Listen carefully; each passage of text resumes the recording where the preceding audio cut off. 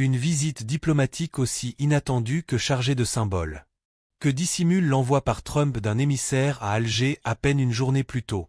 Et quelle est la véritable signification de l'apparition de Massad Boulos après l'échec du célèbre compte à rebours de 50 jours dans les sphères politiques et médiatiques du Maghreb?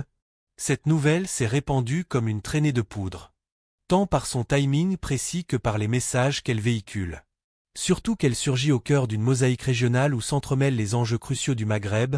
les tensions liées au Sahara occidental, les luttes d'influence mondiale et cette guerre larvée que mènent les grandes puissances via des leviers d'influence bien calculés. L'arrivée en toute discrétion de Massad Boulos en Algérie, où il agissait en tant que conseiller spécial de Donald Trump pour les affaires arabes, africaines et moyen-orientales, s'est déroulée dans un silence presque solennel. Aucune déclaration officielle, aucune indiscrétion dans les médias. Cette réserve a aussitôt alimenté les conjectures. Quel était le contenu de ces bagages diplomatiques? Pourquoi choisir Alger et précisément à ce moment? Le suspense règne, et chaque élément se transforme en pièce d'un puzzle géopolitique de haut niveau. Des sources diplomatiques fiables ont attesté que cette visite est survenue moins de 24 heures après des communications directes provenant de l'entourage du président américain, à une période où circulait un délai officieux évalué entre 50 et 60 jours, présenté dans les médias comme pivotal pour forcer des solutions prêtes à l'emploi sur le dossier du Sahara occidental. Pourtant, la réalité sur place a démontré le contraire, car ce délai s'est épuisé sans avancée tangible,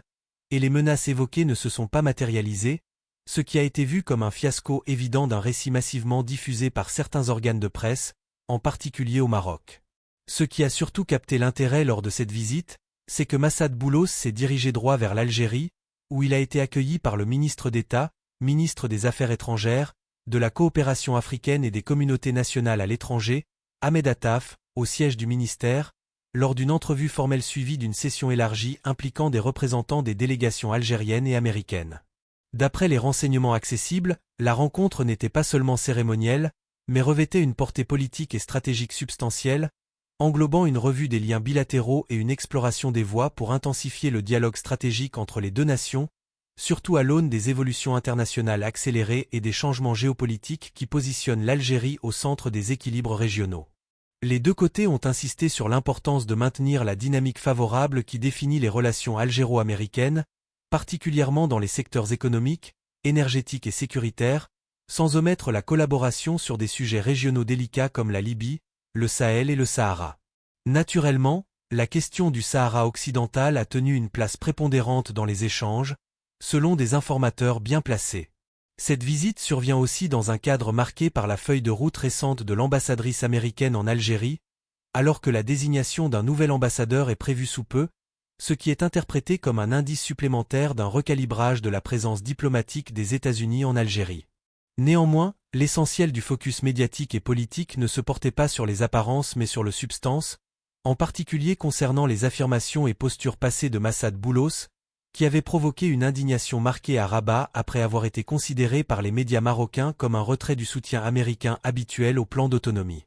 En réalité, dans des entretiens antérieurs, Boulos avait nettement différencié entre la stance politique articulée par le président Trump et la rédaction ultime des résolutions onusiennes auxquelles les États-Unis ont participé au Conseil de sécurité, en soulignant que ces résolutions gardaient la porte ouverte à toutes les options et ne validaient pas une unique solution. Cette perspective a remis en avant le principe d'autodétermination et affirmé que le plan d'autonomie n'est pas une issue exclusive, mais une suggestion parmi d'autres à évaluer dans le cadre des pourparlers, à condition qu'elle obtienne l'accord des parties impliquées. Une posture qui a sérieusement perturbé les stratégies du régime marocain, lequel comptait sur l'établissement d'un fait accompli politique et médiatique en se basant sur une lecture unilatérale de positions précédentes. Les éléments disponibles révèlent que lors de sa première tournée régionale, Massad Boulos prévoyait initialement de se rendre au Maroc après l'Algérie, mais qu'il a annulé ce déplacement à la dernière minute pour rentrer directement aux États-Unis, suite à une campagne médiatique virulente lancée contre lui, l'accusant de favoriser l'Algérie. Cet incident a marqué durablement ses itinéraires ultérieurs et a corroboré, d'après de nombreux analystes, que Washington adopte désormais une vision plus réaliste du dossier, éloignée des influences médiatiques. La visite récente en Algérie renforce cette tendance, d'autant qu'elle se produit dans un environnement régional en évolution où les États-Unis visent à reformuler leur stratégie en Afrique du Nord sur des bases d'équilibre, de discussion et de prévention des escalades. Boulos a réaffirmé que la seule manière de clore le conflit du Sahara occidental réside dans l'accord entre les parties et non dans l'imposition d'une solution de force, en déclarant que les négociations doivent intégrer le Front Polisario en tant qu'acteur direct aux côtés de l'Algérie et de la Mauritanie dans un format régional élargi. Il n'a pas écarté dans ses propos un recours aux mécanismes d'autodétermination, y compris le référendum, en rappelant que la mission des Nations Unies pour l'organisation d'un référendum au Sahara occidental a été établie initialement dans ce but et que les détails de son application dépendent de ce sur quoi s'entendent les négociateurs. Une position qui a radicalement altéré les dynamiques et suscité des réponses décrites comme hystériques dans certains médias marocains, qui se sont hâtés d'attaquer l'Algérie et de questionner les motivations de Washington dans un effort évident pour atténuer l'impact. À l'opposé, l'Algérie a maintenu un ton serein et cohérent ancré dans la légalité internationale et les résolutions des Nations Unies, en réitérant sa volonté de appuyer tout processus politique équitable qui assure le droit des peuples à l'autodétermination et garantit la stabilité régionale. Cette démarche arrive à un stade où il est clair que les paris sur des pressions externes ne portent plus fruit et que les solutions dictées de l'extérieur ne tiennent pas sans un accord authentique. En attendant les révélations des jours à venir, la visite de Massad Boulos en Algérie reste un événement diplomatique de premier plan, vecteur de signaux multiples qui confirment que l'Algérie demeure un protagoniste pivotal et inévitable dans l'équation nord-africaine et que toute nouvelle stratégie américaine pour la région ne peut prospérer sans transiter par Alger. Écoutez sa perspective, ses positions et ses orientations basées sur la légalité internationale, les solutions politiques et le refus de la politique du fait accompli. Cette initiative ne se limite pas à une simple visite de politesse, ni à une étape formelle d'un calendrier diplomatique routinier, mais représente plutôt un instant révélateur d'un virage plus fondamental dans l'approche des États-Unis envers l'Afrique du Nord. Cette phase souligne une prise de conscience accrue que les dossiers compliqués et sensibles ne se règlent ni par la pression médiatique, ni par des ultimatums artificiels, mais nécessitent un dialogue patient, organisé et un retour rigoureux aux bases de la légalité internationale. La visite de Massad Boulos en Algérie, par son timing, sa modalité et son essence, a nettement démontré que Washington perçoit de plus en plus le poids géopolitique de l'Algérie et son rôle pivotal dans les équilibres régionaux,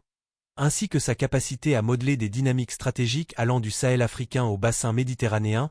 des enjeux sécuritaires et énergétiques au dossier de décolonisation encore en suspens. Cette visite a aussi révélé que les paris sur l'imposition d'un fait accompli dans le dossier du Sahara occidental ne sont plus tenables sur la durée et que les efforts pour confiner ce conflit à une seule proposition dépeinte comme finale ne jouissent ni d'un consensus international authentique ni d'un appui unifié au sein des cercles décisionnels majeurs. Elle a parallèlement illustré que le discours pondéré et stable tenu par l'Algérie, fondé sur le respect des résolutions des Nations Unies et sur le principe du droit des peuples à l'autodétermination,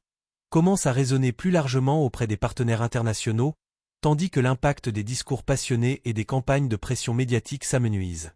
À travers les positions et déclarations qui ont émergé, il apparaît que les États-Unis aspirent à rééquilibrer leur stratégie en établissant une séparation nette entre des positions politiques émises dans des contextes spécifiques et les obligations juridiques et diplomatiques issues des résolutions du Conseil de sécurité et des mécanismes onusiens de pourparlers.